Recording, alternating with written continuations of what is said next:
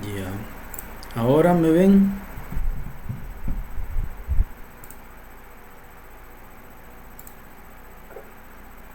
No. No. La pantalla. A ver, voy a compartir la pantalla.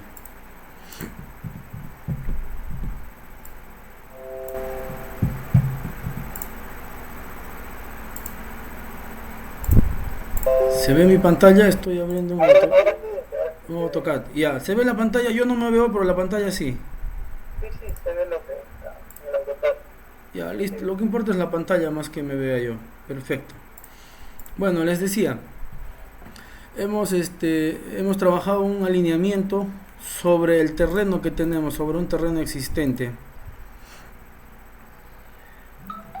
que está acá tal cual como se dibuja, ¿no? Ya, no sé, ya hemos enseñado cómo reconocemos el área que se ha intervenido por la misma configuración de las curvas de nivel.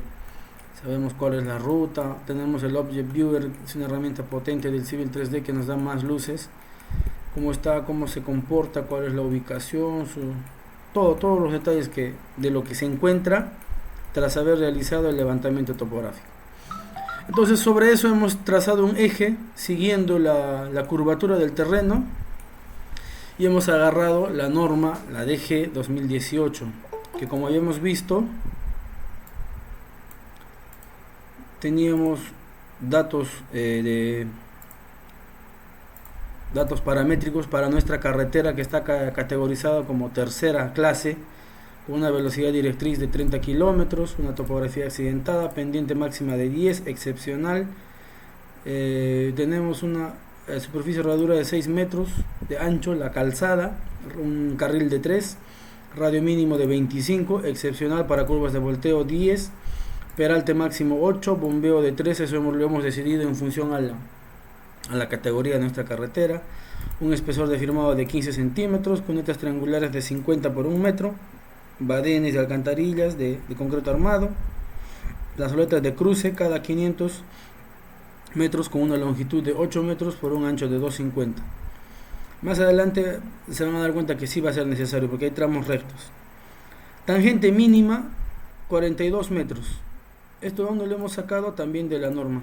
Y acá lo voy a mostrar. Creo que está en la página 128 dice. Acá está. ¿No? Nos decía lo que tramos en tangentes para curvas. Tramos en tangente para una velocidad de 30 kilómetros por hora, mínimo 42. Si es que es más, mejor. Tramo 42. Y acá está. Esa va a ser nuestra restricción. Radios de 25, tangentes de 42.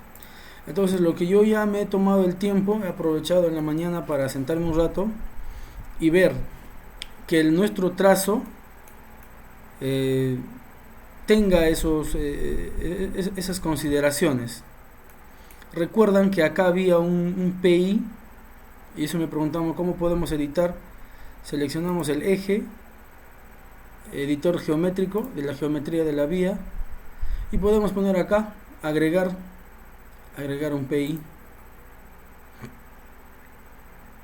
Eh, Acá podría ser, por poner un ejemplo, agregar un PI,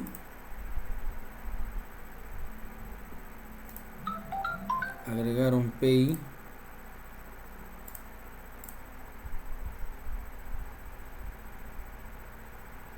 agregar un PI, ya, perfecto.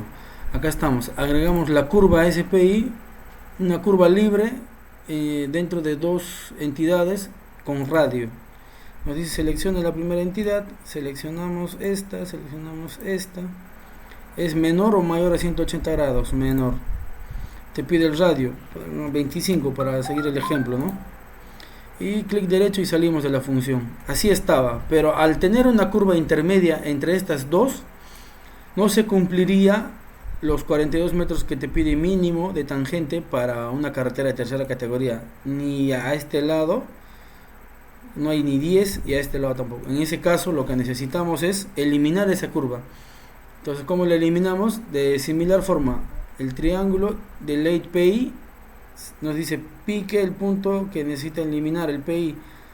Aplicamos el PI, clic derecho y ya está. ¿Qué significa eso? Que vamos a tener que cortar este tramo. Acá hay movimiento de tierras, correcto, pero ya estamos cumpliendo. 20, 20, 40, hay más de 42 metros. Mínimo tiene que haber 42. A ver, vamos a comprobar. Donde empieza el PT, principio de tangente, y empieza el PC, principio de curva. ¿Cuánto tenemos? 54 metros. Más que suficiente los 42 que nos pide. Entonces, así he ido yo verificando, controlando que cumpla las tangentes mínimas, los radios mínimos. Radio mínimo, ¿de cuánto nos pedía la norma? Mínimo de 25. No significa que todos deban tener 25. Si puede tener más y el terreno lo permite, que mejor. ¿Dónde lo averiguamos? Podemos averiguarlo acá, en este cuadro que dice el view general, que puedes revisar uno por uno, o chequeas curva a curva. Habilitas este cuadrito para que te muestre los parámetros, y con este icono que aparece dale clic donde está, en qué entidad quieres revisar. Entonces yo voy a chequear con esto la curva, que es lo que más me importa, ¿no? Radio de 40. La norma me pide mínimo 25. ¿Por qué le hago 40? Para que pueda dibujar más o menos el terreno, pueda utilizar lo que ya está abierto y no necesariamente tenga que entrar a cortar. Condiciones del terreno, un poco la experiencia, criterio más que todo. Acá la curva es más cerrada. Acá el grado de curvatura, si se fijan, tenemos un grado de curvatura de 42 grados. Acá van a fijarse. Nuestro radio es de 25 y nuestro grado de curvatura es 68. Es mayor. O sea, lo que les decía, si trazamos una tangente al eje, entre la tangente y el eje de la carretera hay un grado. En este caso 42. El grado está cerrado porque la curva está abierta. En este caso, en esta curva PI3, nuestro radio es 25, pero nuestro grado de curvatura es 68. Trazamos el mismo eje a la tangente, y el grado de curvatura se abre más, porque nuestra curva es menos, es más cerrada nuestra curva, ¿no? Entonces ese es el concepto que se maneja. Ahora, entre esta y esta hay más de 40. Entre esta y esta también hay más de 40. Porque si ponemos un PI acá para dibujar lo que ya está construido ahorita, pasaría lo mismo, no completaríamos los 42. Entonces necesariamente tenemos que aperturar. El estudio que se ha hecho, como les decía, ya lo clasifica como tercera y amerita eso. Si fuera una apertura nueva, el movimiento de tierra sería total, íntegro, al 100%. En este caso, donde sea necesario, ¿no? En este tramo acá ya no es necesario, solo es perfilar una parte, aprovechamos la curva que está. En este pequeño tramo del 200 al 220, sí. ¿El grado de curvatura es el delta? No. El grado de curvatura, gracias por la pregunta. El grado de curvatura, lo vuelvo a explicar, es, a ver acá, una tangente.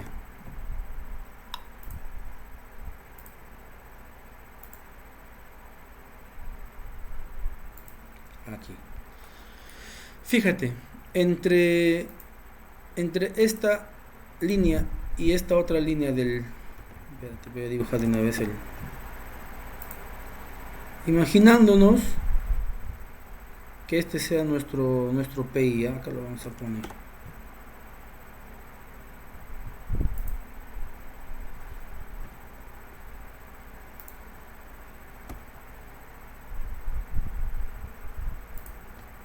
Ya.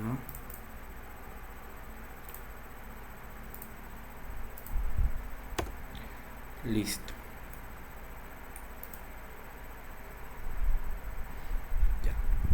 Imagínense que obviamente este es nuestro PI, principio de curva. ¿Dónde está el principio de curva? El principio de curva está acá.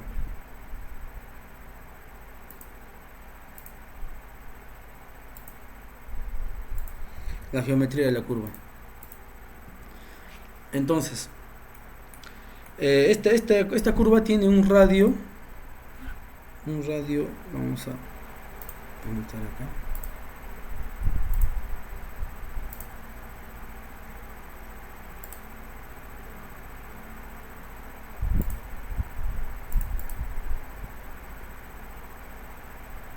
De 98. Es un ejemplo, no lo he calculado así, pero bueno, para que se entienda. Tiene un radio A, cualquiera, es simétrico obviamente. Entonces, a mayor radio, el grado de curvatura se llama a esta apertura que tiene la tangente respecto a una horizontal, acá.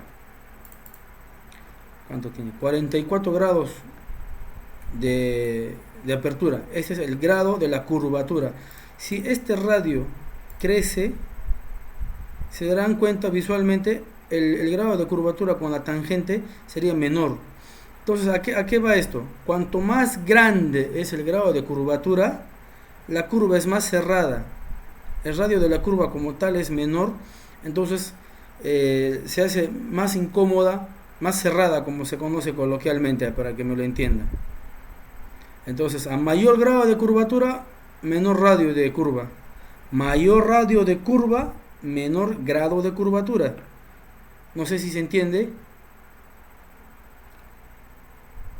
El delta está acá arriba, entre la intersección. Si el sentido puede ir para este lado, el delta sería aquí. O si el sentido va para aquí, el delta está a este lado, ¿no? Pero eso son cosas diferentes a lo que estoy hablando yo. ¿Se entiende lo que les he explicado? Sí, profe, sí, sí. Sí, ¿no? Entonces, si esta tangente va a variar, pues, ¿no? Si el radio de la curva, radio como tal, crece, es más amplia la curva, pero el grado de curvatura es menor. ¿Se entiende, creo? Va a haber un momento en que el radio es tan grande que va a estar casi paralelo con el eje de referencia. Entonces, grado de curvatura 1, 2. Si mi grado de curvatura es 1, 2, 5, entonces es una curva bastante amplia. El radio es grande. Si me dicen el grado de curvatura es, no sé, 60. ¿Perdón?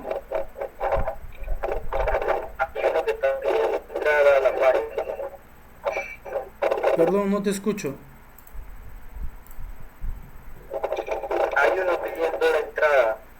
Sí, ya los acepté. Sí, gracias. Yo como estoy compartiendo mi pantalla no veo la interacción del Meet, el Google Hangout Meet. Uy, son varios. Sí, ya están todos adentro, creo. 27, aún faltan. Igual, si es que ven que alguien quiere ingresar y yo estoy compartiendo la pantalla, me avisan para darles acceso, ¿ya?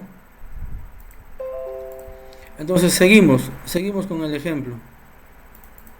Lo que les decía, si me dicen el grado de curvatura es de 60 grados, entonces yo voy a deducir, entonces el radio es pequeño, la curva es más cerrada, va a necesitar más sobreancho, etcétera. Grado de curvatura 5, 10, entonces la curva es amplia. ¿Dónde lo voy a utilizar ese concepto de grado de curvatura? Cuando yo tenga que llevar todos los datos del cuadro técnico que hemos sacado para el momento del replanteo. ¿Dónde lo utilizo? Yo creo que el libro de James Cárdenas Grisales lo menciona. Pero bueno, mientras lo voy encontrando, les digo, para que tú puedas replantear una curva desde el PI o del PC o del PT, dependiendo, necesitas obligatoriamente conocer el grado de curvatura. En función a eso puedes replantear cada 10, 5, cada 20 metros, dependiendo.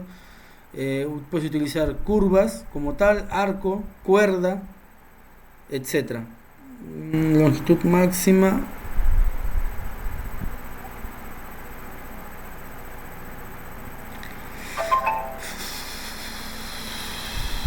No está acá.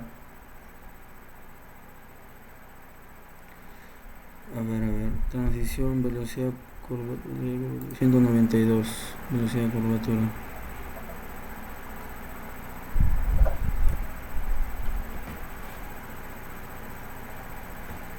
No está.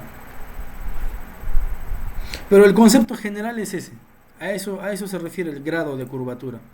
Es diferente el delta, que ya tenés el grado de apertura de las tangentes en el PI, y es diferente el radio de curvatura. Les había explicado, ¿no?, acerca de los elementos geométricos de la curva. Bueno, está claro, ¿no es cierto?, la diferencia entre eso. Está claro, correcto. Entonces, seguimos. Entonces, lo que yo he hecho, he trabajado. Otra cosa que he modificado acá ha sido, aparte de los PI que he eliminado, ya les he enseñado cómo eliminar, cómo, cómo agregar. He agregado también puntos de terreno. Es un tema didáctico, en la realidad no podría hacer eso porque tendría que necesariamente ir a terreno, levantar topográficamente para obtener terreno real. En este caso es un tema muy académico, me doy esa licencia, ¿no? Los puntos terminaban casi al borde del talud, entonces para que yo pueda generar mi corte y tenga de repente en las secciones que vamos a sacar tenga el terreno necesario para poder ver y explicar mejor, no hubiera salido. Entonces lo que yo he hecho es generar estos puntos, estos extremos, y les voy a explicar. Acá por ejemplo no hay terreno, ¿no? Voy a agregar un punto por acá. ¿Cómo hago eso? Simple y sencillamente, como en la primera clase, vamos a la ficha prospector, el grupo de puntos donde dice all point, busco sus propiedades. Están todas desactivadas para no sobrecargar la memoria de la máquina, entonces lo activo para tener la referencia. Igual cargado, le cambio la escala a 250. Entonces yo puedo tomar este ejemplo, ¿no? Acá arriba en la corona del bypass está 650 la cota, abajo del terraplén 648. Entonces puedo hacer de repente igual acá un par de dos puntos de 648 para tener terreno, para que cuando haga el seccionamiento me reconozca terreno y no quede el vacío. Es por una cuestión de estética nomás. ¿Cómo agrego un punto acá? Point, las herramientas para crear puntos. Nosotros habíamos ingresado puntos con esta ficha para importar puntos. Ahora no, ahora vamos a crear de forma manual. Bien claro dice manual. Te pide, indica la locación del punto. A ojo, a criterio, yo lo pongo por acá. Te pide descripción del punto, R de relleno, le puedo poner relleno. Te pide la elevación del punto. ¿Cuánto era el punto de acá? 648. Más abajo, porque estaba en una quebrada, estará pues en 646.50, por dar un número. Otro parecido por ahí, 647, por poner. Le doy clic derecho y se genera de manera automática el terreno, que no había antes, pero ahora ya hay. Como les vuelvo a decir, por temas didácticos, en la realidad esto debería irse a campo, debería levantarse otra vez, generar mayor costo. Por eso la importancia de hacer un buen levantamiento durante el proceso, antes de, porque regresar a corregir, o que te faltó un pedazo de terreno y tengo que volver necesariamente, trabajo rehecho, más costo. Y si tu jefe es bueno, va a pagarlo él, pero si es uno que no le gusta perder, te lo va a cobrar a ti, necesariamente. Entonces, y así, podemos de repente terminar de dibujar el río, claro, apuntar, dibujar. Acá por ejemplo tenemos río, 649, 651, 650 por decir. Acá voy a agregar uno como para seguir el ejemplo, ¿ya? Le pongo río 650. Obviamente la estación total te va a dar con decimales, pero acá para generar nomás la curva de nivel, ahí está. Acá que hay 654, 653, 651, 653. Acá está, incluso estaría bien. De repente falta corregir un poco la interpolación, pero bueno, así está como se agrega puntos. Lo mismo he hecho acá arriba. Esta es una meseta que igual se terminaba el terreno por donde están los puntos. Hasta ahí llegaba el levantamiento y hasta ahí nomás interpolaba. Pero yo, como voy a tener que entrar para cortar terreno, he generado un punto acá que me hace las veces de una meseta. Pues ya tengo un terreno ahí. Igual acá y así. ¿Se entiende, no? Bueno, seguimos. Entonces he hecho todo eso. He trabajado primero tangentes, radios, tangente, radio, he trabajado en todos los puntos. He llevado este eje de tal forma, previendo el futuro. Lo que nos dijo el compañero Wilder, que por experiencia él lo que hace es toma los bordes externos para el terraplén y a partir de ahí recién genera el offset. Así con herramientas de AutoCAD, no con el offset del Civil 3D, sino para que tenga la guía. y cuando ya se genere la plataforma, la superficie, caiga sobre terreno cortado y no sobre relleno. Les vuelvo a repetir, el concepto de rellenar es mucho más caro que cortar. Entonces, como esta es una situación bastante académica, vamos a tomarnos algunas licencias que obviamente no se debe generar en campo real. Cuando trabajes realmente haciendo esto, así quisieras tomarte, no vas a poder, porque se va a generar siempre un sobrecosto que nadie va a querer asumirlo. Si se dan cuenta, el offset viene justo por dentro del terreno. Acá vamos a tener que cortar, sí, pero acá no. Acá también había un PI que lo he eliminado por el mismo criterio, para mantener la tangente mínima. Y obviamente acá, por ejemplo, a ver, este radio, el que me preguntaba acerca del grado de curvatura, en este PI 13, por favor respóndeme, el grado de curvatura, así al ojo, ¿cuánto crees que sea? 10, 20, 30, 40, 50, 100.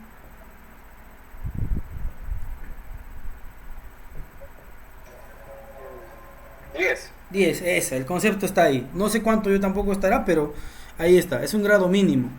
El grado de curvatura en este lado ya no sería 10, ¿cuánto sería?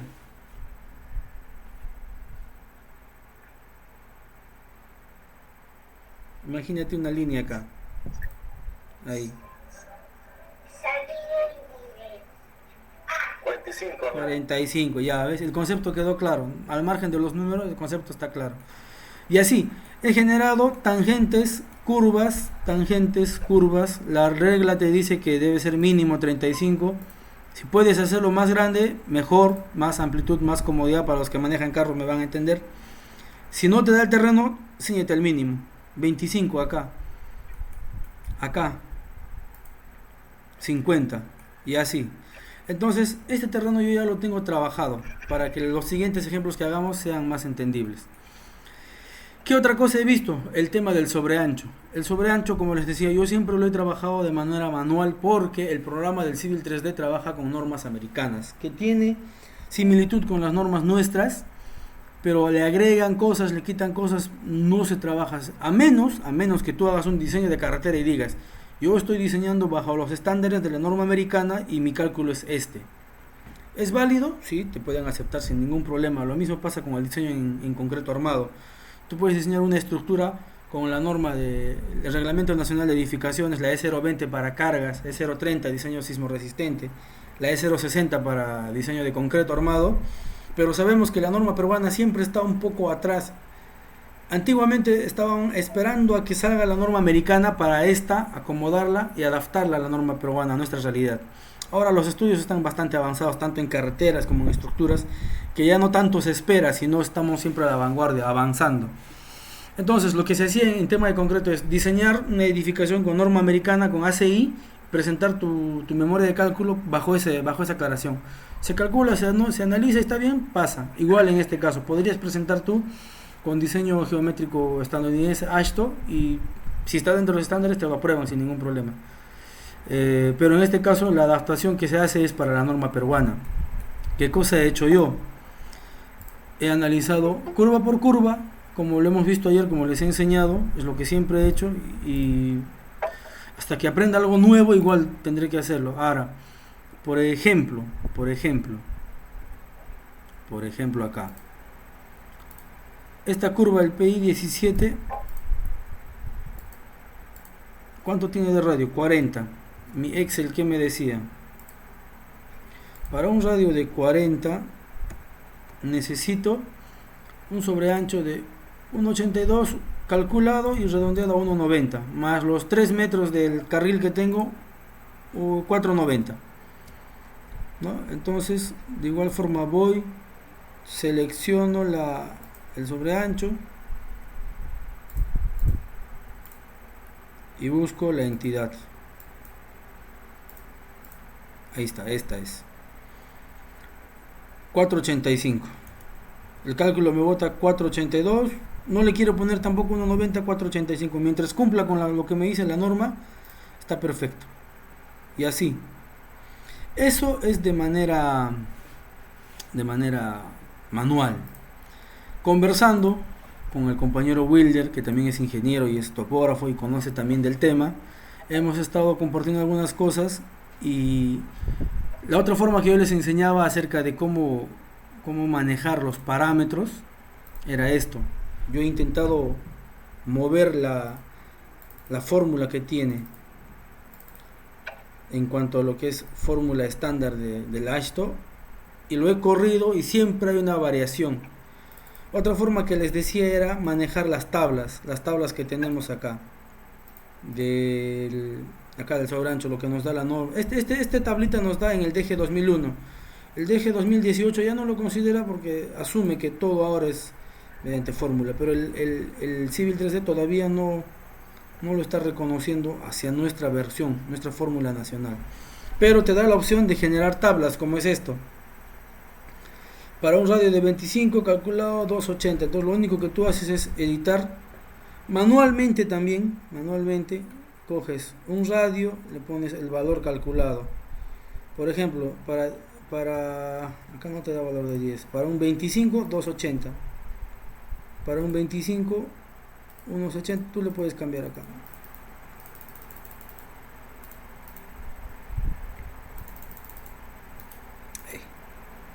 ¿Qué pasó?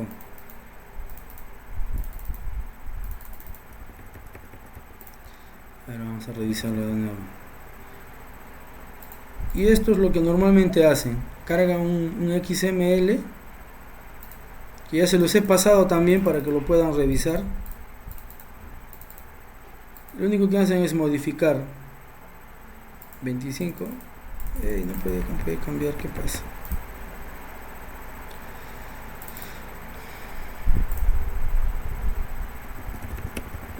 A ver, para cargar esa tabla, entras al eje, editar criterios de diseño.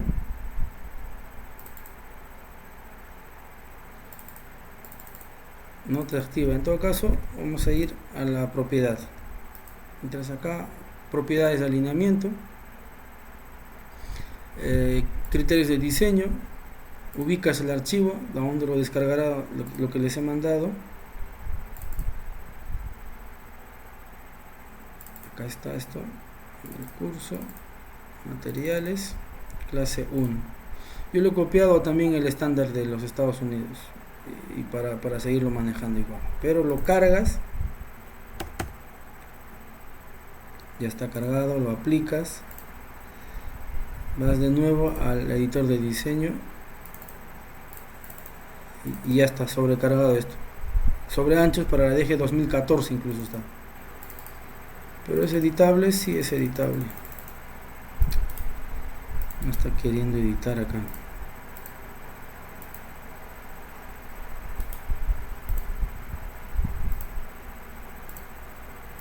Es más, este XML que les estoy pasando, que es un aporte del compañero Wilder, tiene ya los parámetros para zonas, para radios mínimos, para peraltes. Yo ya lo tengo cargado acá. Entonces la forma de cargarlo es como les digo. Entran al eje, propiedades de alineamiento, criterios de diseño, cambias aquí, buscas la ubicación, le das a aceptar, y acá también lo mismo. Acá el mío ya está cargado, pero se te debe activar acá la opción de abrir. Entonces, pero igual yo no lo estoy utilizando porque yo lo he hecho de manera manual. No necesito más detalle ahorita porque ya lo tengo trabajado. Igual. ¿Y esos archivos los está compartiendo? Sí, al grupo de WhatsApp se los he enviado. Pueden revisarlo. ¿Lo puede reenviar, por favor? Sí, claro, cómo no. A ver.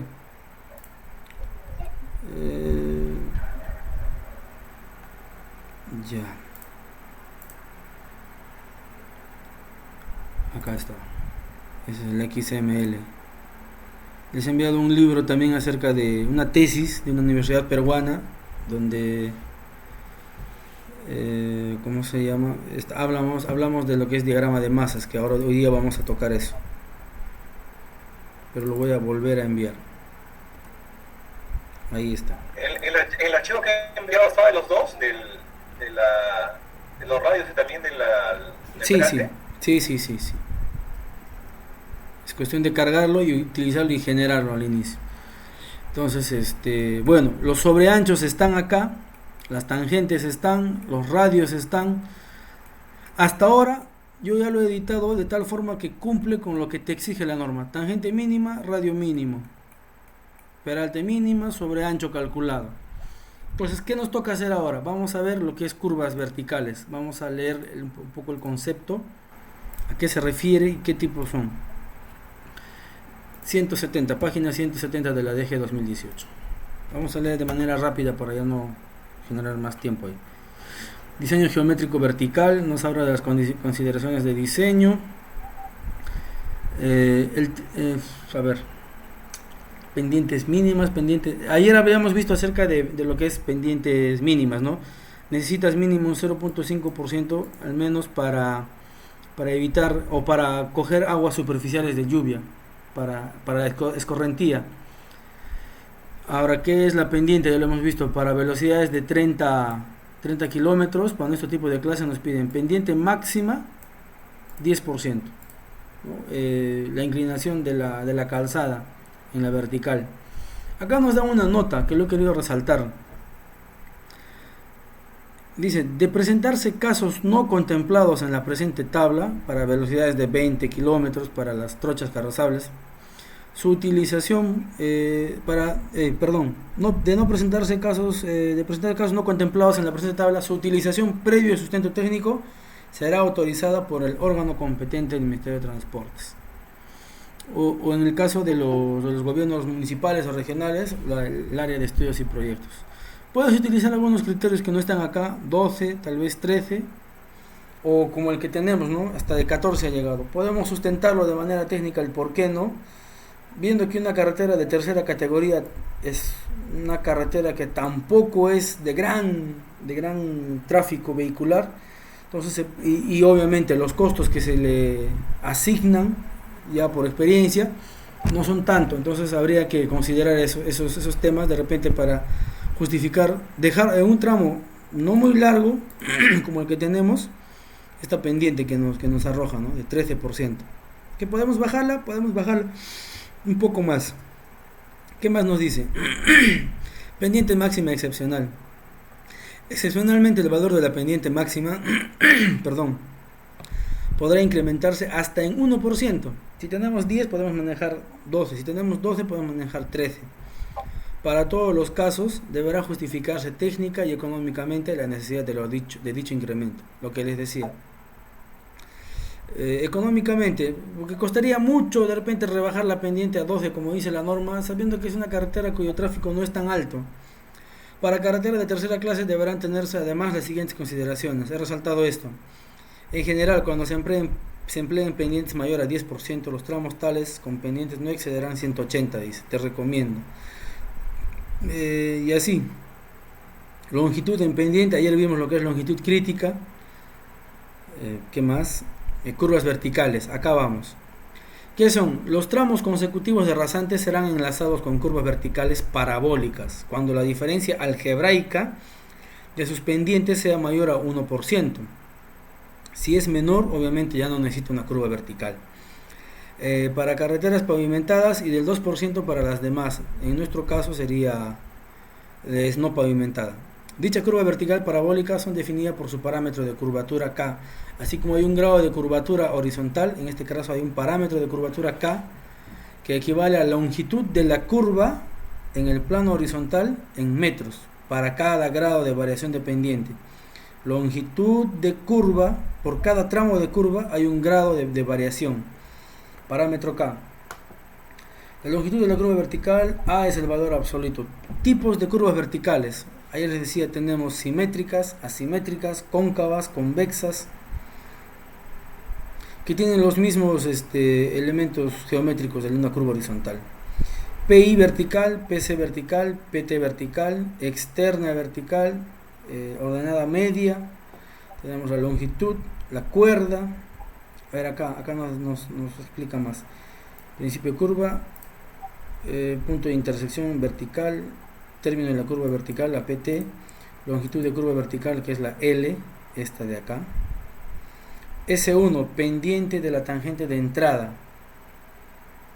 S2, pendiente salida. L1, longitud de la primera rama hasta la proyección del PI, y L2, la rama de salida.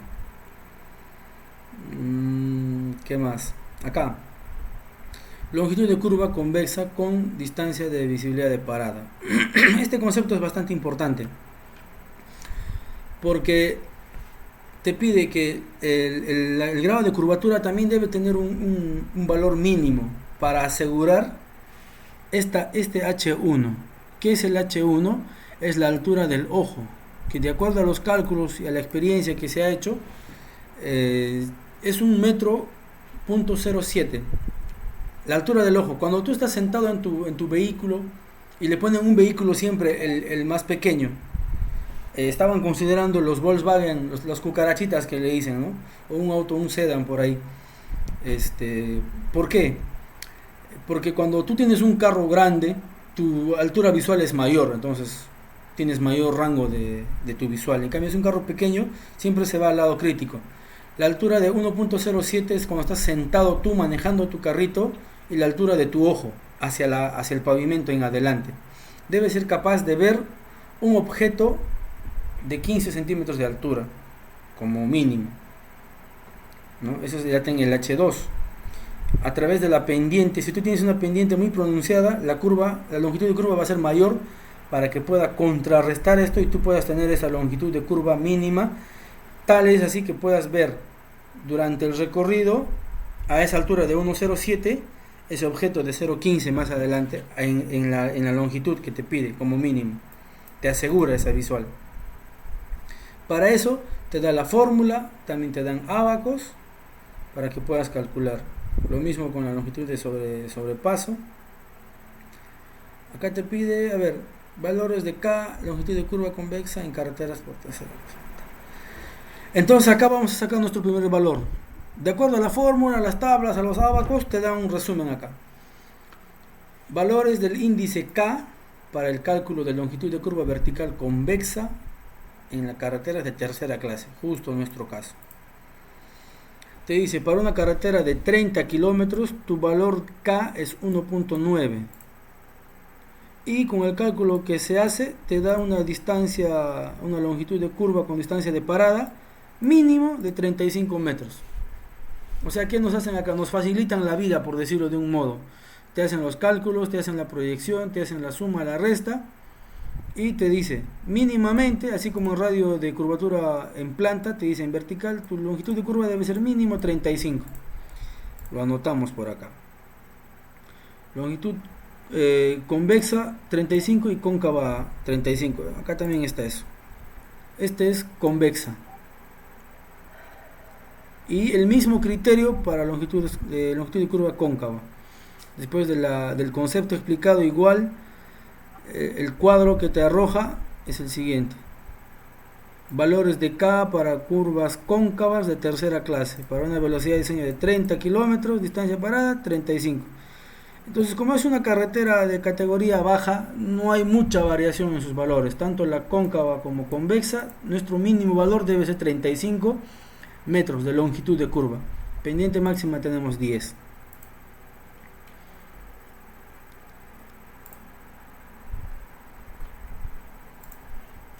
¿Está claro hasta ese momento lo que es longitud de curva vertical?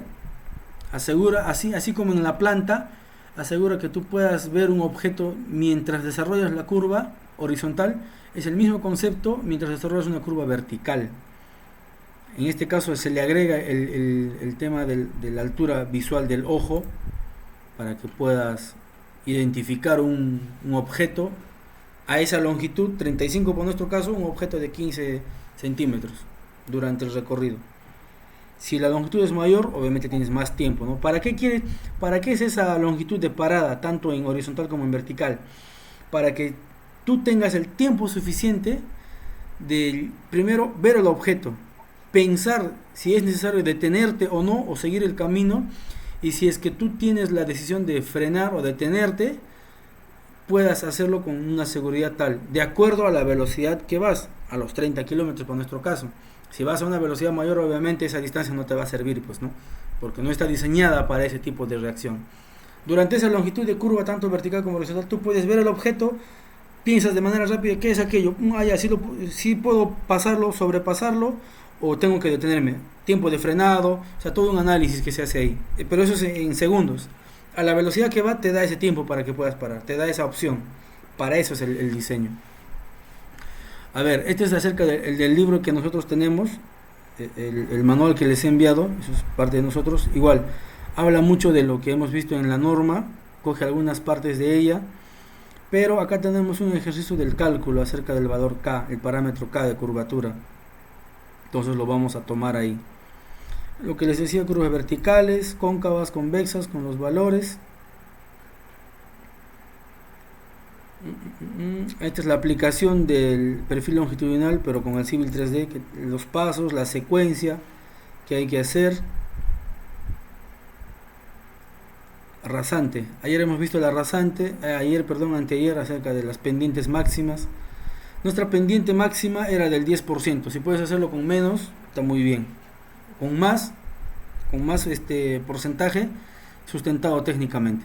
Aquí hay un cálculo. ¿Cómo se halla el cálculo para la curva vertical? Calcularemos la longitud de la curva vertical mínima con distancia de paso. La diferencia algebraica de las pendientes para entrar al ábaco y su respectivo K. Tenemos nuestra pendiente de entrada 1, 6.2, pendiente de salida 8.38. Tipo de curva tipo 4 cóncava, ambas son ascendentes. La diferencia algebraica en valor absoluto. Más por menos, menos. Menos 8.38 menos 6.02 sale 2.36 menos, como es valor absoluto, positivo, 2.36. Entonces ese sería nuestro valor de A. Acá tenemos los valores de A en el ábaco y la velocidad de diseño. Para un valor A de 2.36, que está por acá más o menos, en el ejemplo anterior, en ese ejemplo del manual, era una velocidad de 40. Entonces nos daba una longitud de 18.6, ¿no? Para una velocidad de 40, 2.36, 40, la longitud nos daba de parada 18.6 y la longitud de adelantamiento, que también es otro ábaco, nos daba 2.36, sí, para una velocidad de 40 nos daba 32.2. Entre las dos escogemos la más crítica por cuestiones de seguridad. Una nos daba 18.6 y la otra 32.2. Cogemos la mayor, 32.2. Creo que alguien quiere ingresar a la sala, me parece. Sí. Listo.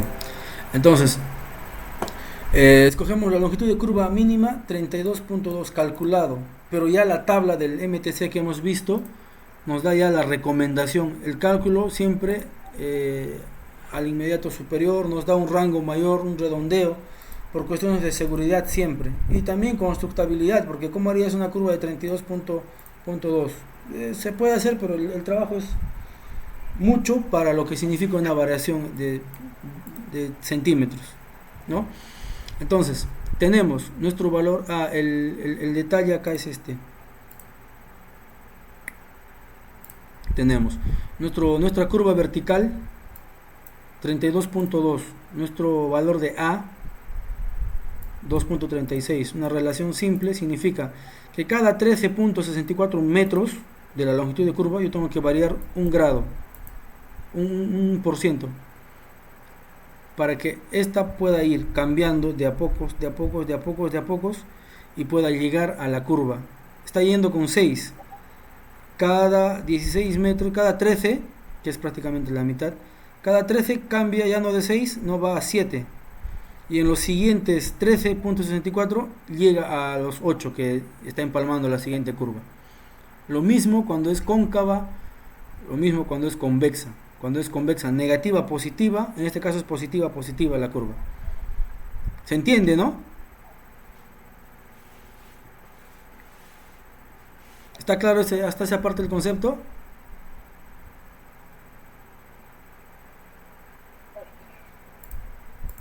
¿Sí?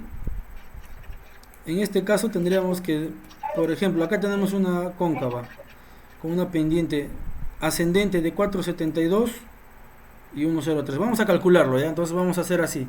Sabemos que nuestra longitud de curva es de 35, pero vamos a hacer el análisis. Igual, así como en el elemento horizontal, acá podemos eliminar también. Seleccionamos la rasante, editor de geometría. Vamos a eliminar acá por cuestiones prácticas un punto. Este, por ejemplo. Vamos a eliminar también, aquí hay 3 puntos de más, 1 y 2, aquí hay 1 de más, este, clic derecho, salgo, vamos a agregar las curvas verticales, vamos a ver, ubicaremos el PI primero, a ver si me ayudan ustedes calculando, esta curva, ojo, ¿qué nos dice la norma? Que si la diferencia algebraica es de, para pavimentadas de 1% y para las demás, en nuestro caso sería, es 2%, si necesita curva vertical. Eso lo mencionaba por acá, si no me equivoco. 170. Se voló.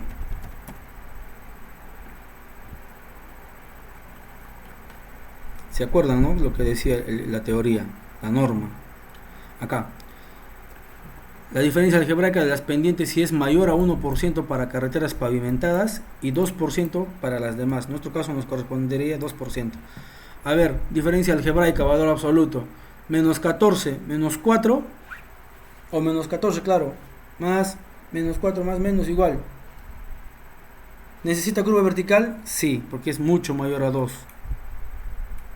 4 y 1.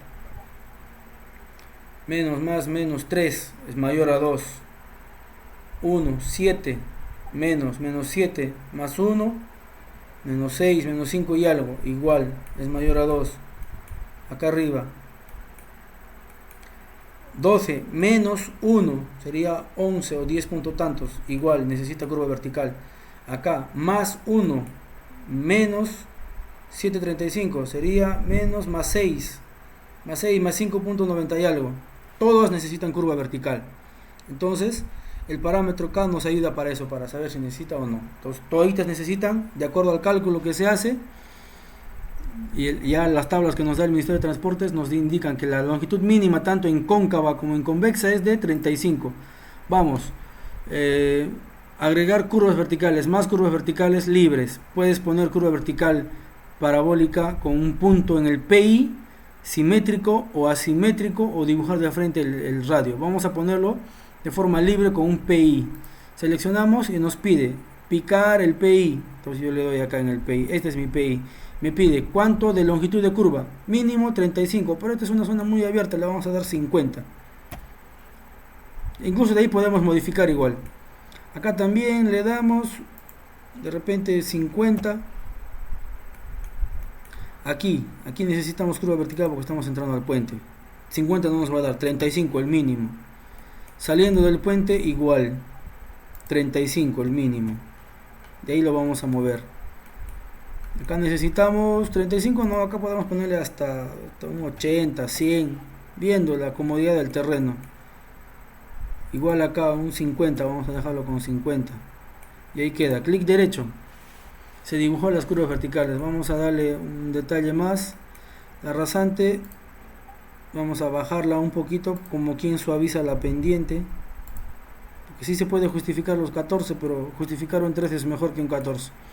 No varía mucho, pero igual, ahí va el concepto. Esto regresamos un poquito para acá, tratamos de compensar un poquito las alturas de corte con las de relleno. Me están siguiendo, ¿verdad? Acá, mira, acá la curva está por el aire. Podemos bajarla un poco para que sea corte. Acá también la curva, la longitud de curva está en el aire. Entonces agarramos el PI, bajamos un poco. Tal forma que pueda coger ahí. Incluso le podemos dar un poquito más de longitud. Que corte, mínimo relleno. Acá este PI está muy pegado al puente, lo vamos a jalar para aquí. Ahí está saliendo del puente. Podríamos ver, mira, la línea está compensando casi al ras, porque ya tenemos una plataforma hecha. Entonces acá está muy arriba, la podemos bajar. Y aquí, uy, ay, ay.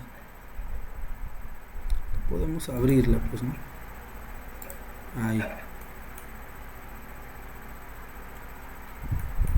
Listo. Clic derecho, escape. Entonces, como esto ya lo teníamos anunciado, ya lo teníamos modificado, ya el cálculo que se hace es automático.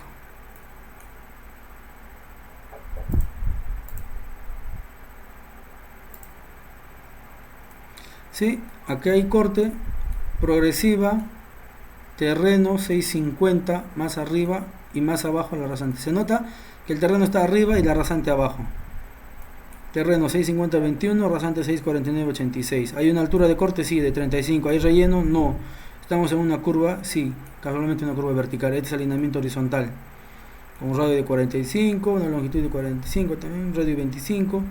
Pendiente viene con menos 13 en 253 y todos los detalles de la curva vertical. Hasta ahí lo que es diseño geométrico vertical. ¿Se entiende hasta ahora? Muy claro, ¿no? Acá está el concepto, con longitud de curva cóncava, pendiente máxima. ¿Qué nos tocaría? Nos tocaría seguir el tema de lo que es diseño geométrico transversal.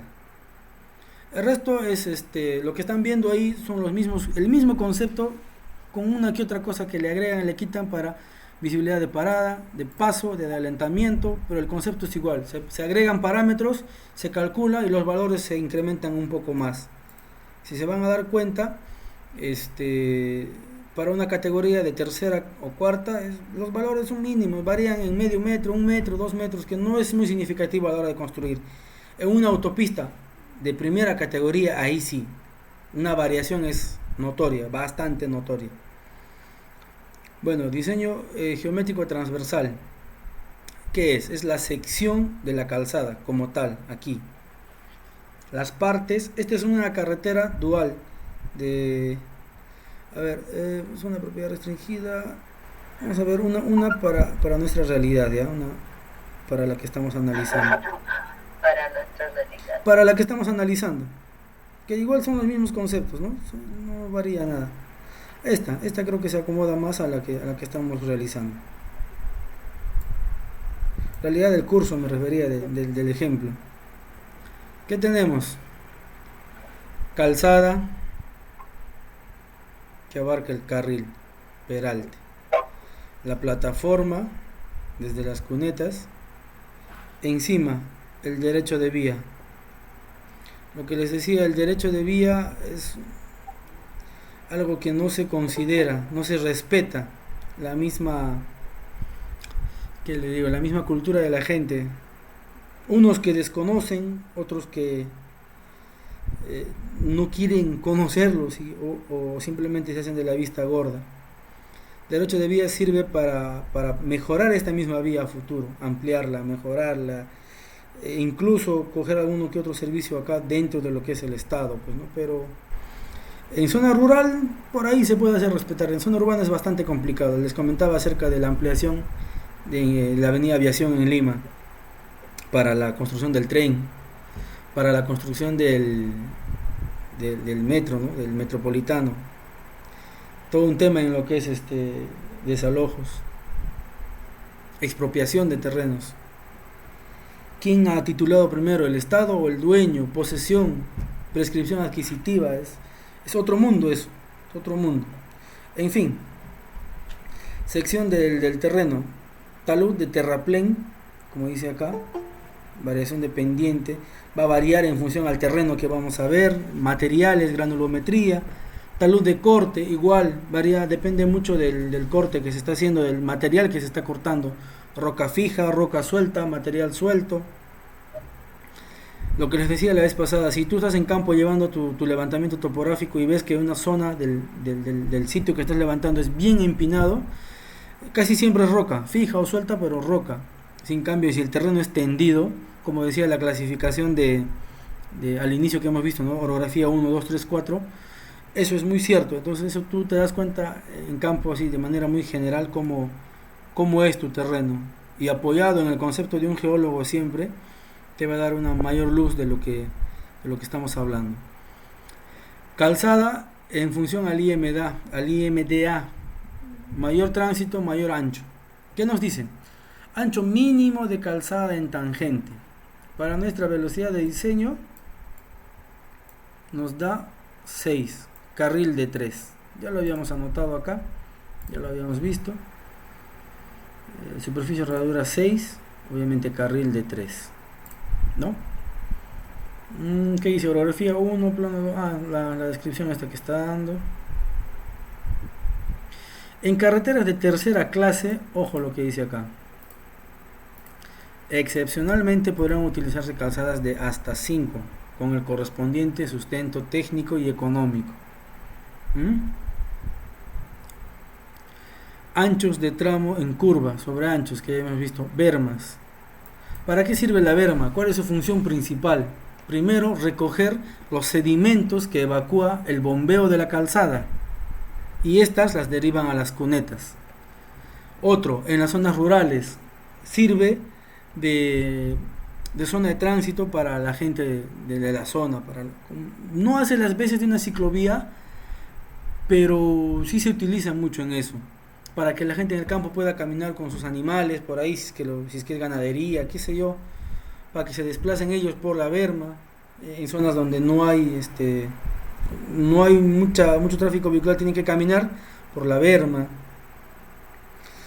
para que algunos carros durante la trayectoria puedan estacionarse para hacer una parada, un sobreparo, etcétera.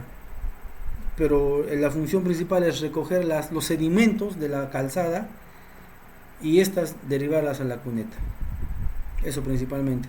Ancho de berma, igual, en función al cálculo, al análisis, la norma ya te recomienda, te da unos valores. Para una velocidad de 30, 50 centímetros de berma, ¿no? Lo mismo para carreteras de primera y terceras, en casos excepcionales y debida justificación técnica, la entidad contratante podrá aprobar anchos de berma menores a los establecidos en la presente tabla. En tales casos se preverá áreas de ensanche de la plataforma a cada lado de la carretera, destinada al estacionamiento de vehículos en caso de emergencia, de acuerdo al tópico 304, debiendo reportar al órgano normativo del MTC. Lo que les decía, ¿no? Se utiliza para el estacionamiento de vehículos, para un sobreparo, cuando lo necesites. Inclinación de bermas, también tiene un bombeo. Lo he resaltado acá. La berma situada en la parte inferior del peralte seguirá la inclinación de este cuando su valor sea superior al 4%. En caso contrario, la inclinación de la berma será igual al 4%. Nuestra berma, nuestra calzada tiene 3% de bombeo, no supera. En todo caso, la berma debe tener una inclinación del 4%. Como dato. Sección transversal, berma, pendiente de menos 4%. ¿No? De la berma, ojo, pendiente de la berma. Menos 4, la berma está listo. ¿Qué más? Los bombeos ya lo hemos visto en función al afirmado. Precipitación menor a 500 milímetros. No, en estas zonas llueve bastante. 3 le estamos poniendo. Eso también ya está. Bombeo de menos 3%. Por acá, menos 3%. Esta hojita al final se los voy a pasar para que tengan como referencia también. Peralte. ¿Qué más? Ya hemos visto lo que es sobre anchos. Peralte, transición de peralte. Te dice proporción, peralte mínimo primero. Transición, perdón, ¿dónde estamos acá? Peralte, ya les he explicado qué es el peralte, ¿no? Es la inclinación transversal de la carretera en tramos de curva, destinada a contrarrestar la fuerza centrífuga. Creo que acá lo explica de manera didáctica el amigo James Cárdenas Grisales. Tiene más.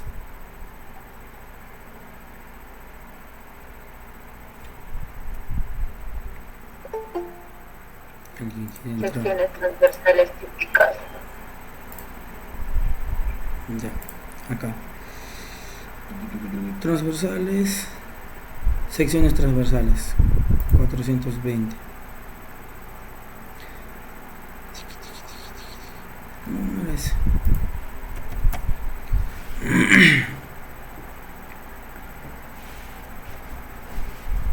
Peralte en curva, sobre ancho, secciones transversales, ¿no? Posición de los chaflanes. ¿Y dónde están los peraltes?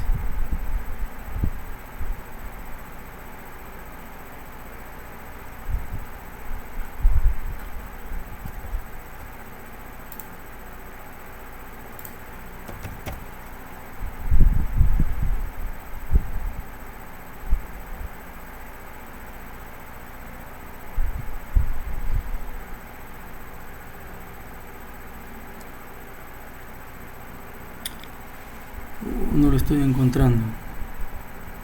Bueno, igual lo voy a hacer yo, no hay problema. Acá. Usando un poco la imaginación. Esto es el radio de una curva.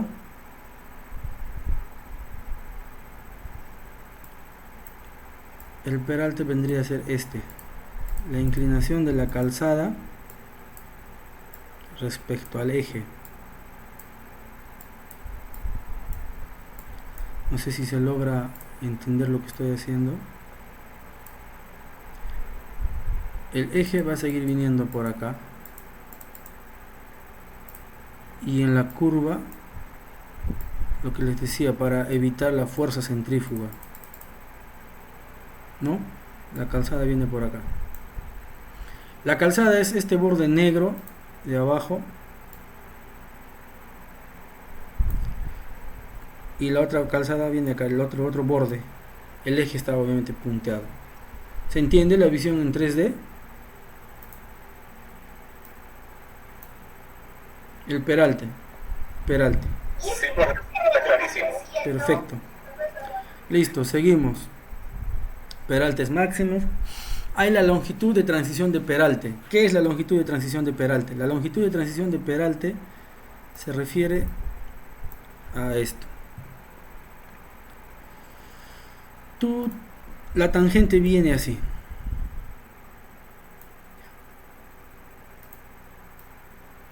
La curva inicia acá.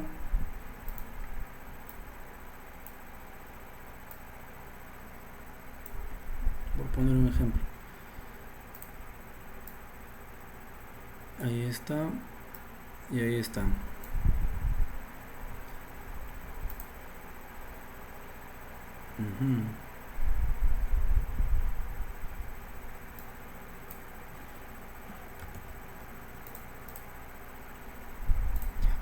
Esta es la curva.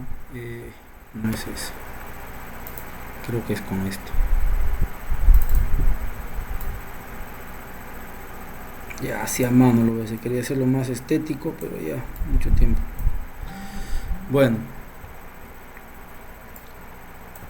Aquí. Esta es la tangente. El principio de curva está por acá. Y acá termina la curva, pues, ¿no? ¿Qué cosa es la longitud de transición de peralte? Es una longitud que se toma. Ojo, la curva está acá entre las líneas negras. Esta zona del medio es la zona de peralte completo, peralte perfecto le dicen.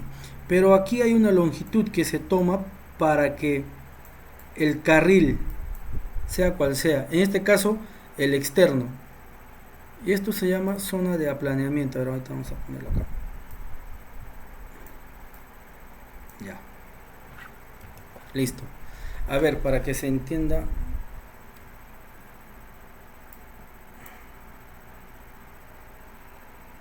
Ingeniero, buenas noches. Sí, hola. Ingeniero, disculpe, ¿podría colocar ahí los nombres en la señal Ya. en la zona que estoy viendo, por favor? Gracias. LTP, longitud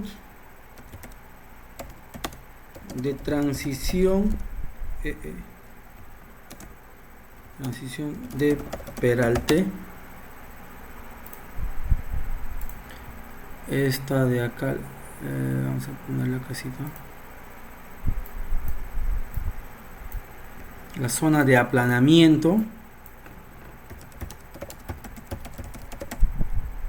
o de aplastamiento le dicen algunas.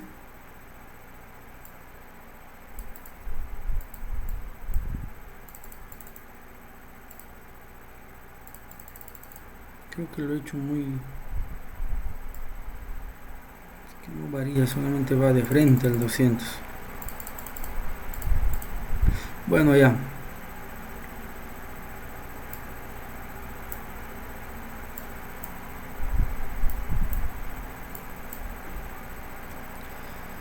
Creo que acá se va a ver mejor.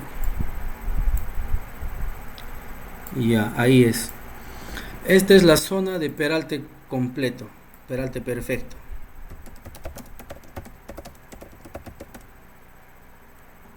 Y casualmente el L que decía para el sobreancho, 7 metros 30, es aquí. Zona de peralte perfecto con peralte y con sobreancho. Este tramo tiene que captar a un vehículo de eje hacia la delantera de 730. Pero bueno, ya. En este tramo de acá, de la zona de aplanamiento, así se vería el bombeo, el lomo de pescado que le dicen, ¿no? Si lo vemos en corte sería así. ¿Qué pasa en esta zona de aplanamiento? Obviamente esto tiene 3% de bombeo. Mientras va avanzando, va a haber un punto en el que ya no va a tener los 3%. Más adelante tendrá ya 2. Y un punto en el que acá, justo donde es el medio, donde empieza la transición de peralte, va a tener 0, el carril exterior. Pero el carril interior sí, ese mantiene su bombeo, mantiene los 3%. En esta zona el carril se ve así. Por un lado 0% dependiente del carril y del otro lado todavía mantiene el bombeo. El eje, ahí, perdón. Ya. ¿Se entiende, no? Esta es una zona de peralte completo en tangente de bombeo, perdón. Zona de bombeo la vamos a poner acá. Zona de bombeo normal. Para nuestro ejemplo, 3%. Pero entra a la zona de aplanamiento, donde ya la pendiente acá es 0%. Y la pendiente aquí se mantiene en menos 3%. Entra la transición del peralte, la longitud de transición del peralte, ya no se mantiene recto. En este caso, ya el carril externo ya no va a estar recto, va a empezar a levantarse.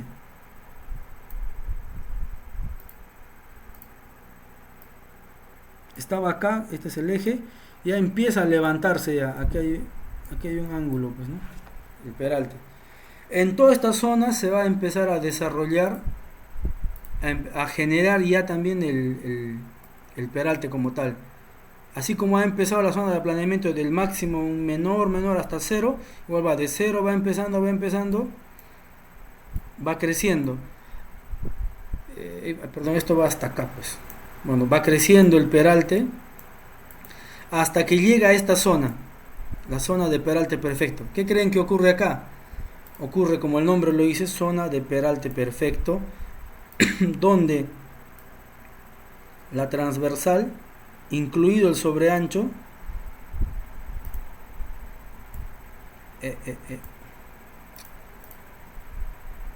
tiene, como su nombre dice, peralte perfecto. Incluso el 3%, a ver acá, el 3% quedaba ahí. Con la otra berma, con la otra calzada estaba ahí. Mientras ha ido desarrollando la zona de aplanamiento, ha ido bajando. Por eso se llama zona de aplanamiento, donde hay un momento en que queda plano, en 0. Uy, no soy tan bueno con esto para el mouse, pero bueno, ahí está. 0%. Y Empieza, o sea, todo esto se llama longitud de transición de peralte. Empieza a tomar forma el peralte hasta llegar a la zona de peralte perfecto durante todo este tramo. Y de acá para acá vuelve a pasar lo mismo lo de arriba. Zona de transición de peralte, longitud de aplaneamiento, el mismo criterio de entrada y de salida. ¿Ya? Entonces, ¿qué te dice la norma acá?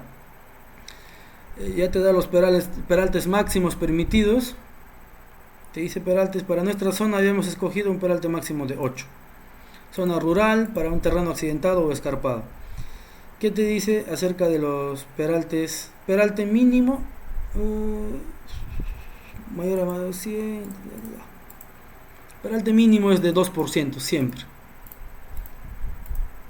¿Ya? ¿Qué te dice acerca de la transición del peralte? Proporción del peralte a desarrollar en tangente. Transición del bombeo al peralte, lo que les acabo de explicar, ¿no? Cuando el peralte es menor al 4.5%, esta porción del peralte deberá desarrollarse el 50% en la tangente, acá, y el otro 50% en la curva. Cuando tu peralte de diseño sea entre 4.5 y 7%, deberá desarrollarse 70% en la tangente. Y cuando tu peralte de diseño sea mayor al 7%, deberá desarrollarse el 80% en la tangente. Vale decir, para nuestro caso, aquí debería haber, ¿cuánto? 80% y 20% en la curva, ¿no? Eso te lo calcula ya el Civil 3D. Incluso si no hay ese terreno, te lo resuelve. El overlap, el sobresolape que le dicen. ¿Qué más? Tramos mínimos en tangente con curvas en el mismo sentido. 40. Arriba nos daba la recomendación y 42. Pero igual estamos dentro de. Derecho de vía, faja de dominio. Ya hemos visto. Faja de dominio, para nuestro caso hay un valor que nos va a dar acá. Sí, acá está. Anchos mínimos para derecho de vía, el DDB, que se le dicen a los proyectos. ¿Está dentro del DDB? Si está dentro del DDB, perfecto, nos corresponde, es parte de nuestro trabajo. Yo trabajé en el proyecto Camisea, donde el derecho de vía tenía 30 metros. Entonces, sobre eso se trabaja los ductos, se hace la excavación, los mantenimientos, geotecnia. He tenido la oportunidad de trabajar en la etapa de la construcción, la última parte, la etapa del mantenimiento, y fuera, como les comentaba, nosotros hacemos lo que es consultoría de peritajes de tasación, peritajes judiciales. Ha habido un señor que vive prácticamente sobre el derecho de vía, porque él ha estado antes de, entonces han tenido un problema de pagos, de compras, y me ha tocado ir a delimitar su terreno y hacer el justiprecio para que le paguen. Pues le han comprado un pedazo, porque este señor era bien especial, era como dicen, molestaba por todo. Como era su terreno y es un señor iletrado, es bastante difícil hacerlos entender. Pero la única forma que le hace entender es haciéndoles ver plata, así que le hicieron ver, mira, tu terreno vale 1, te vamos a pagar 5. Lo convencieron rapidito al señor. Obviamente yo hice la tasación para el justiprecio, pero le dieron más incluso, con el fin de tener esa tranquilidad durante el proyecto. Bueno, ¿qué más? Esto ya son para túneles, Gaby, no lo vamos a ver eso porque eso ya sale ya para lo que es túneles, no vamos a tocar túneles ahora. ¿Qué mencionamos nosotros en lo que es el manual? Ya hemos visto curvas verticales, igual en el manual se les explica cómo es, qué es. Como les decía, esto estaba bajo el 2014, pero no ha variado mucho. Han ajustado valores, antes te daban 12, ahora te dan 10, entonces no hay mayor variación. Diseño transversal, lo que hemos visto, el ejemplo de la calzada, la sección. Sí, una preguntita. Dígame. La transición de curva empieza en el inicio de curva, al final de curva, en final de curva. Perdón, no te entendí. La longitud de curva, la longitud de la transición de peralte, ya. ¿A dónde llega? ¿Hasta el PC? No. No. Bien claro, decía gracias por tu pregunta, decía la norma que para que se desarrolle el peralte como tal, ojo, este es el PC, el principio de curva, y este es el PT, principio de tangente. Te dice que una porción del peralte tiene que desarrollarse en la tangente. Si acá empieza, voy a marcarlo con un color amarillo, verde. Acá empieza mi curva. Mi PC está muy reducida el gráfico, pero ojalá que me entiendas la idea, el concepto. Siempre hablo de concepto y eso es lo que prima más. Mira, de toda esa área que he dibujado de verde, al medio hay una zona roja. La zona roja es la zona de peralte perfecto. Entonces, la transición de peralte coge una parte de tangente, zona de aplanamiento, y una parte de la curva, que es desarrollo del peralte. Entonces, la transición de peralte empieza en la tangente, pasa el PC y termina justo, la transición de peralte termina donde ya estamos en zona de peralte perfecto. Por eso es que la norma te dice, para carreteras de menor a 4% de peralte, 50% en tangente, 50% en curva. Disculpe, o sea, tengo que entender para el caso del ejemplo, que ese 80% es de la PC para atrás. Eso, tangente, claro. Y el 20%, solo el 20% es dentro de la curva. Claro, o sea, el PC, antes del PC 80% y pasando el PC 20%. Eso, hacia acá. Y lo mismo para salir. Si no me equivoco, la norma te indica que es el 70%, 70 y 30, algo así, no me acuerdo bien. Sí, acá está, ya lo hemos visto. La hoja que he puesto en la norma dice 0.7p. Acá está. Los porcentajes es el PC o el PT en el caso de salida, ¿verdad? Claro. Acá la norma está de acuerdo. Ahí te lo está indicando en esa, pues, ¿no? Lo están viendo, ¿no? Pendiente 0.5 y 7%. A menores de 4%. En el caso de menores de 4.5, 50% de la PC para atrás y el 50% de la PC para adelante, en el caso de venida. Eso, correcto, así es. Tal cual. ¿Sí? Queda claro entonces, ¿no? Ok, sí quedó claro. Perfecto, seguimos entonces. A ver, ¿qué más teníamos acá en el libro? Allá acá. Lo mismo que hemos visto, calzadas, bermas, sobre ancho que ya lo hemos revisado. Ancho de berma también ya lo hemos visto. El libro que tenemos es un extracto de la norma agregado con unas cosas, algunos detalles de campo, transición de peralte, lo que les decía, el 80% en tangente, justo tu pregunta. Tangentes mínimas, taludes. Bueno, vayamos a taludes. ¿Qué nos hablan de los taludes? Tenemos dos tipos de taludes, en corte y en relleno. Varía la pendiente, la inclinación en función al tipo del material que estamos cortando o al tipo de material que estamos relleno. ¿Qué nos recomienda la norma? La relación de la numeración es horizontal, vertical. Alturas de corte para menor a 5 metros en roca fija, 1 en 10. Por cada metro horizontal que yo avance, tengo que levantarme 10 metros verticales. Eso significa así. Por cada 1 metro horizontal, debo avanzar 10 metros verticales. Está muy chiquito.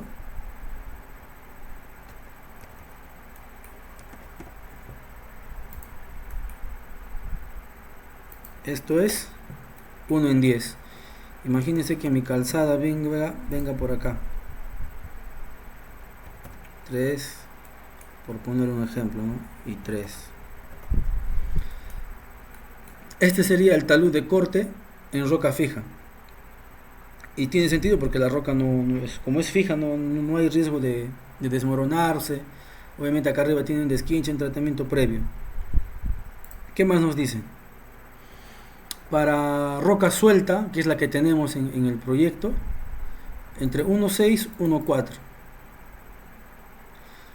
para gravas, material tierra compacta, grava, ¿no? 1 en 1, 1 en 3, dependiendo del estudio que te dé la mecánica de suelo, las calicatas. Limo arcilla 1 en 1, arena 2 en 1. Lo mismo te da referencias para los terraplenes, para gravas. Ya también acá la relación varía. En corte era horizontal vertical, en relleno es vertical horizontal. El mismo concepto, solo se invierten los valores.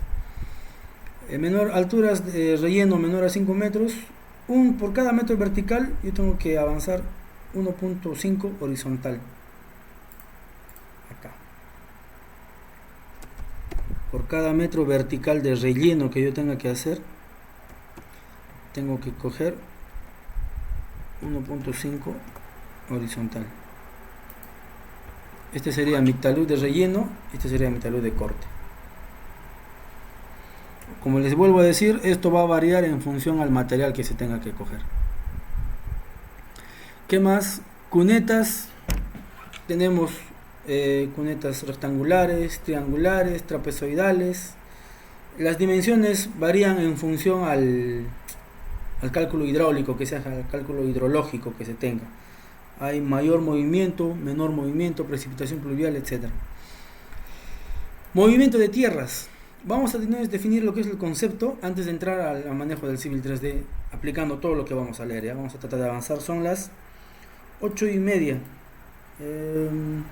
Terminaremos la parte teórica para entrar de frente a la aplicación del Civil 3D. Hablamos de lo que es movimiento de tierras. En diversas operaciones constructivas los materiales experimentan cambios volumétricos como tal, que deberán ser considerados en la programación y el presupuesto de la obra. Es por eso que es necesario conocer las características físico-mecánicas del suelo, principalmente su densidad. Hablamos del coeficiente de variabilidad volumétrica. Se hace útil cuando se necesita saber los volúmenes de material a mover de un lugar a otro y su utilización. Estos volúmenes están claramente afectados por el coeficiente de abundamiento, que es el cambio que sufre el suelo al ser removido de su estado natural para ser transportado a un botadero o a un terraplén, donde el porcentaje de vacío se incrementa, generando un mayor volumen. Eso es cierto, pues, ¿no? La tierra, cuando está en su estado natural, tiene una compactación natural, como dice el término, por el pasar de los años, por la lluvia, por su propio peso. Tú mueves ese material y cuando lo llevas a otro sitio ya no sale el mismo volumen. Hay un coeficiente de abundamiento por el desacomodo de las partículas, ¿no es cierto? Entonces esto va a variar, el coeficiente de variabilidad volumétrica para abundamiento va a varía dependiendo también el material. No va a ser lo mismo el abundamiento para una roca que una tierra suelta, que una arena, o un desmonte en las edificaciones, ¿no? Entonces depende mucho el material que se esté moviendo, porque como dice, el porcentaje de vacíos se incrementa. Otra afectación que sufre el suelo es la reducción de su volumen a través de diferentes grados de compactación. Para hacer el terraplén necesitamos compactar. Si traemos 1 metro cúbico de tierra y lo compactamos, ese metro cúbico va a ser menor. Acá el ejemplo creo que lo va a resumir mejor, ¿no? Donde se ven reducidos los porcentajes de vacíos. Acá ya también se reduce el porcentaje de vacíos entre partículas, cuyo coeficiente de compactación reduce su volumen según sea el tipo de obra en el que se utilice el material. Abundamiento, a ver, para que se entienda más. Creo que eso ya... Abundamiento. Si del terreno natural yo saco 1 metro cúbico y lo llevo al volquete para transportarlo, ese metro cúbico va a crecer. Hay una variación. Eso varía dependiendo del tipo de material que estamos transportando. En lo que es reducción, compactación también, ese metro cúbico que yo estoy transportando suelto, lo llevo al terreno, lo compacto, se va a ver mermado, disminuye. Ya no es 1 metro, va a ser 0.80, 85, también en función del material. Estos valores son útiles al momento de dibujar el diagrama de masas, para saber qué cantidad de material se mueve después del corte y qué cantidad de material se necesita para compactar un terraplén. Los coeficientes se indican en la siguiente tabla. Nos dan valores referenciales, ¿no? Son valores genéricos. Obviamente esto te va a dar el ensayo de suelos. Cuando tú hagas tus calicatas, tu estudio de suelos, te va a decir, el material que estamos estudiando tiene una densidad tal, un coeficiente de vacíos, un coeficiente de cohesión, un ángulo de fricción, etcétera, resistencia a la compresión, tiene una compactación, una variabilidad volumétrica de compactación de tanto, de bandeo, etcétera, abundamiento tanto. Esto es muy referencial. ¿Se utiliza? Sí. Se puede utilizar para perfiles, para tal. Pero el dato exacto te lo va a dar el estudio de mecánica de suelos. Por ejemplo, tipo de material, arena suelta. Compactación se reduce al 87%. Un compactado del 90%, su volumen baja al 87%. Un compactado al 95%, su volumen baja al 82%. Y un compactado al 100% del CBR baja al 0.78% de su volumen. El abundamiento en la arena suelta, es igual, no crece, no incrementa, ¿no? Vamos a buscar acá suelos, eso es para arenas, para suelos intemperizados, a ver, rocas, para rocas. Mira cómo varía la roca. En lo que es compactación, el abundamiento en rocas muy intemperizadas, muy fragmentadas, rocas con alteración física y química muy avanzada, poco cementada, con grietas apreciables, rellenas de suelo, se disgregan fácilmente, podrán atacarse con un factor y se obtendrán fragmentos chicos, con un tractor, perdón. Su valor de abundamiento 1.10. Medianamente interperizadas, que es la que tenemos en el terreno del ejemplo, su valor de abundamiento para el corte. Si tú cortas un cubo, en el volquete va a llegar 1.5 metros cúbicos, ¿no? Abundamiento. Su compactación 1.7. No reduce mucho en cuanto a las rocas. Tú traes un cubo, necesitas, para que tengas un metro cúbico de compactación, necesitas 1.7. En cuanto a compactación no reduce mucho, justamente porque los fragmentos de la roca, sus vértices generan mayor contacto, y eso impide a la reducción del porcentaje de vacíos. Rocas poco intemperizadas, casi sanas, casi intactas. Rocas con poca alteración física química, bien cementadas, con poco fracturadas. Para atacarlas se requerirá el empleo hasta de explosivos de alto poder y se obtendrán fragmentos medianos, chicos, grandes y gravas. Mira, el abundamiento es el 1.5. Es la mitad, el 50% más de lo que descabes. Y para compactar, 1.15. Para que tú tengas una unidad de compactación necesitas 1.15. O sea, 15% de reducción, o sea, el 0.85. Rocas sanas ya es el 1.75, ya es esa roca ígnea, se clasifica como ígnea, sin alteración física, ¿no? Entonces esos datos vamos a necesitar. Para nuestra zona necesitamos un incremento de abundamiento del 1.25, acá lo vamos a anotar.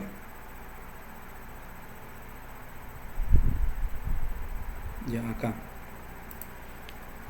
Abundamiento del 1.25 y de compactación, en caso sea necesario, del 1.07. Sigamos. ¿Qué es el diagrama de masas? Dice la recomendación que al diseñar un camino no solamente basta ajustarse a las especificaciones sobre pendientes, curvas verticales, etc., para obtener un resultado satisfactorio, sino que también es igual de importante conseguir la mayor economía posible en el movimiento de tierras. Les decía hace rato que una rasante buena es aquella que compensa los cortes para los rellenos, dependiendo del tipo de material. Pero de manera ideal, si yo corto 10, esos 10 debo utilizarlos para rellenar. Esa es una rasante, pero económicamente efectiva. Este estudio de las cantidades de excavación y de relleno, su compensación y movimiento se lleva a cabo mediante un diagrama llamado curva masa o diagrama de masa. El diagrama de masa busca el equilibrio para la calidad y economía de los movimientos de tierras. Además, es un método que indica el sentido del movimiento de volúmenes excavados, la cantidad y la localización de cada uno de ellos. La curva masa es un diagrama en el cual las ordenadas representan los volúmenes acumulados y las abscisas las progresivas, ordenadas en Y, abscisas en X, ¿no? Si lo buscamos, lo vemos en un cuadro de doble entrada, un plano cartesiano, ordenadas Y, volúmenes acumulados, y abscisas las progresivas. ¿Qué es la línea compensadora? Es aquella línea que se dibuja sobre las ondas del diagrama de masas en tal forma que lo corte en dos puntos consecutivos. Estos tendrán la misma ordenada, o sea, la misma elevación, no elevación, pero la misma ubicación en el orden, en la vertical, y por consecuencia en el tramo comprendido entre ellos será igual los volúmenes de corte y los volúmenes de relleno de terraplén. Abajo hay un gráfico que se va a entender más lo que digo esto. O sea que estos dos puntos son los extremos de un tramo compensado.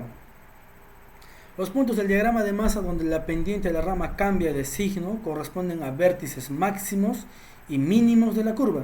Ellos coinciden con los puntos en los que el perfil pasan de corte a relleno o viceversa. Los objetivos principales de la curva masa son los siguientes: compensar volúmenes principalmente. En términos generales, la línea de compensación de acarreos mínimos es aquella que corta el mayor número de veces la curva masa. Cualquier línea horizontal de corte que corte una cima o un columpio de la curva masa marca los límites de corte y relleno que se compensan. Miren acá. Esta línea que ven, la amarilla, es el perfil del terreno como tal.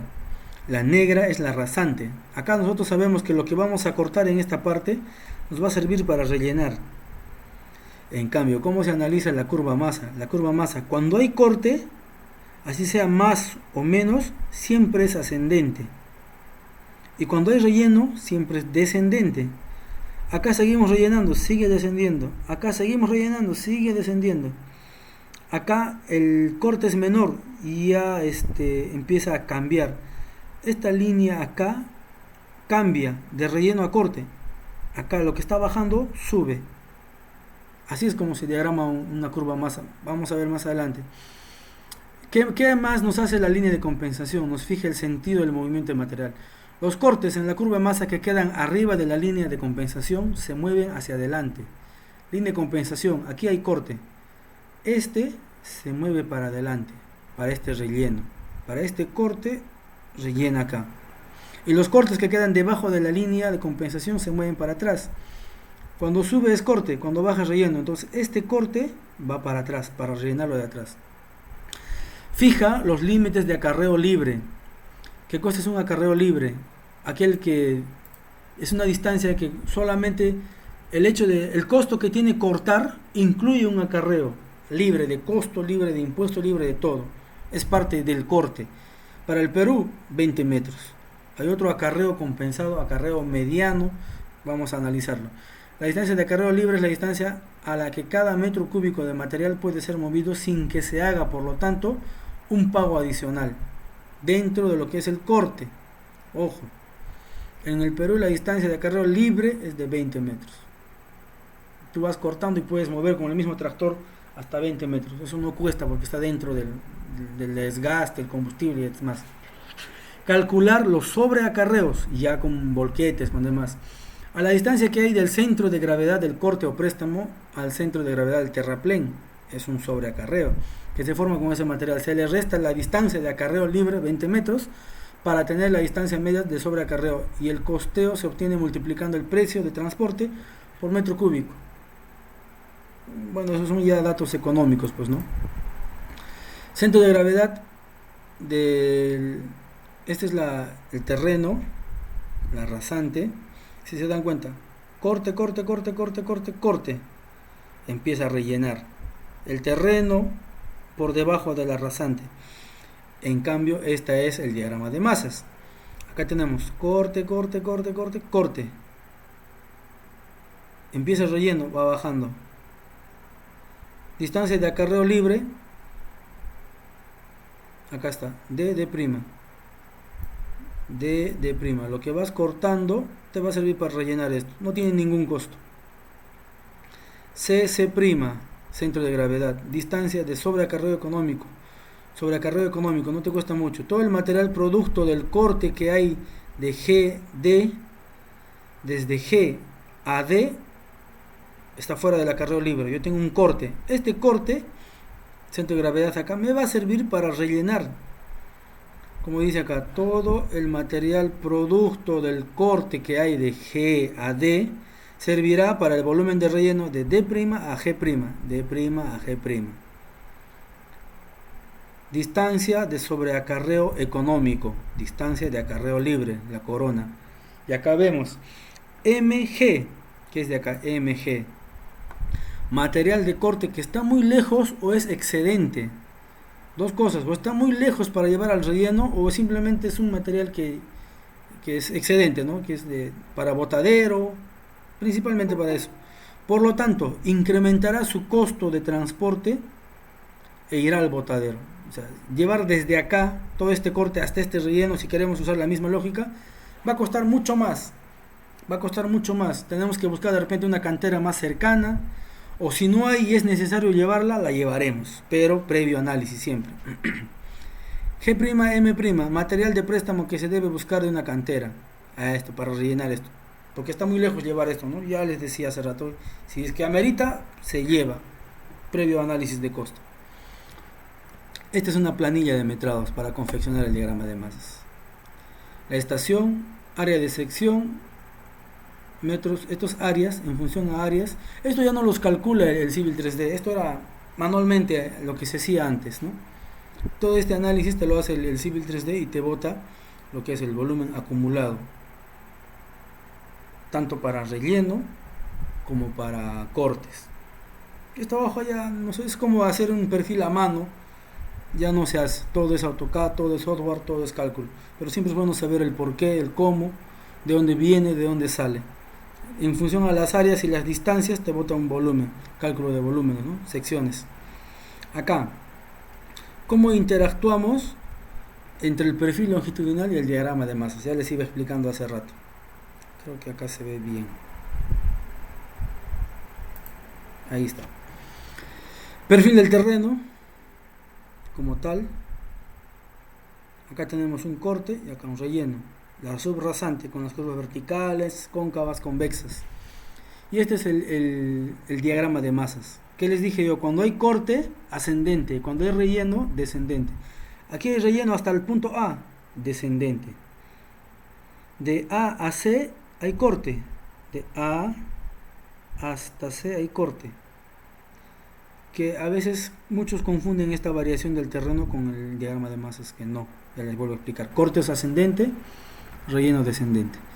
De C a E, relleno. De C vas bajando, vas rellenando, vas rellenando. Acá regresa el terreno, pero sigues rellenando, igual sigues bajando. Sigues bajando. E, cambio de dirección. Corte hasta G, corte hasta G. ¿Qué decía acerca de la línea compensadora? Es aquella, una excelente línea compensadora es aquella que te puede ayudar. Mira lo que dice la teoría.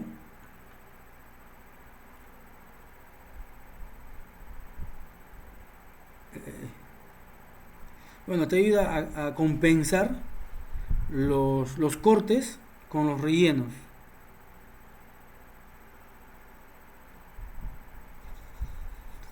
Bueno, por ahí estaba. Ya, acá está, interacción, listo. Entonces, todo este material, acá arriba tenemos la distancia de acarreo libre, transporte económico, y tenemos acarreo de sobreacarreo, el más caro, el que cuesta más. Esta línea compensadora puede subir, puede bajar, de acuerdo al análisis que le hagas. ¿Puede haber una sola línea compensadora? No, pueden haber dos, pueden haber tres, puede haber una principal y otras secundarias que ayuden por tramos para analizar, porque el análisis es así, por tramos, por costos. Análisis ya listo, mira acá. Puedes trazarte una, puedes trazarte dos, puedes trazarte tres líneas compensadoras y calcular, sumar, restar, multiplicar los costos, analizar cuál es la más económica, cuál te conviene. Puedo tener una al medio y otras menores arriba. Acá tengo análisis de acarreo libre, etcétera, pues, ¿no? Líneas compensadoras auxiliares, lo que les decía. Cuando la compensadora principal deja ondas por debajo o por encima, es válido generar líneas compensadoras auxiliares para ajustar el movimiento de tierras en tramos no compensados. Imagínense que de M a N hubiera una línea compensadora, porque acá hay otros terrenos más, hay más perfil, y quedan abajo tanto cortes como rellenos. Entonces me toca generar otra línea y otra para analizarlo por tramos.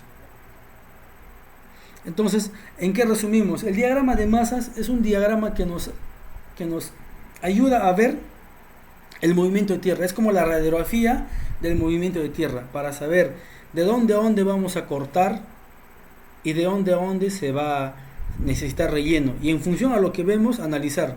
Este tramo, el estudio de suelos me dice que es bueno, puedo llevarlo. este tramo, el diagrama de masas me dice que sí, debo rellenar, pero el material que voy a cortar no es bueno, tengo que buscar una cantera, la distancia, el costo, todo eso nos ayuda a interpretar el diagrama de masas. Bueno, acá ya entramos a lo que es diseño transversal en Civil 3D. Hasta ahí la teoría. ¿Alguna consulta tal vez?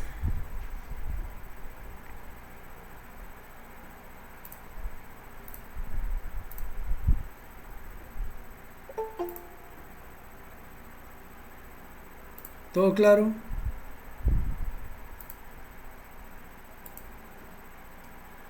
¿Alguien? ¿O se durmieron? Sí, se durmió uno. Ingeniero, Sí, dígame. no. Ingeniero, ¿dónde sería recomendable colocar la línea compensadora? ¿Perdón? ¿Dónde sería recomendable colocar la línea compensadora? Ya. Recomendable colocar la línea compensadora de acuerdo a tu diagrama de masas. Como te digo, una línea compensadora perfecta es aquella que te va a ayudar a, a contrarrestar los cortes para que los puedas utilizar en los rellenos. El gráfico creo que acá es bastante explícito, mira. Si tengo acá el cambio de... Acá tengo todo un corte y tengo un relleno. ¿Dónde sería lo ideal? Al medio. Para que todo este corte me sirva para rellenar. Y este corte de acá me sirva para rellenar la parte de atrás. Lo mismo, este corte de acá me va a tocar rellenar solo este tramo. El corte de acá, este relleno. Asumiendo que esto mida 10, por dar un número, la línea está al 5. 5 corto, 5 relleno, arriba de la línea. Abajo de la línea igual. Para rellenar este 5, este corte me va a servir. Es tratar de compensar los cortes con los rellenos siempre. ¿Se entiende?